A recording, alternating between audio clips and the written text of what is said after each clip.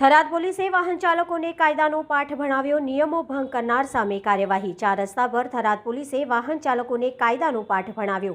PI સહિત police કર્મી ઉપસ્થિત રહ્યા। બનાસકાંઠા જિલ્લાના સરહદી પંથકમાં ખાનગી વાહનોમાં આરપાર ન જોઈ શકાય તેવી કાચ પર લગાડેલ બ્લેક પ્રિન્ટની આડશોમાં થતી અસામાજિક પ્રવૃત્તિ અટકાવવાના થરાદ પોલીસ સહિત તંત્રએ કડક કાર્યવાહી સાથે દંડનીય કાર્યવાહી હાથ ધરી હતી, જેમાં વાહનોના કાચ ઉપરની બ્લેક ફિલ્મ કઢાવી નાખી હતી।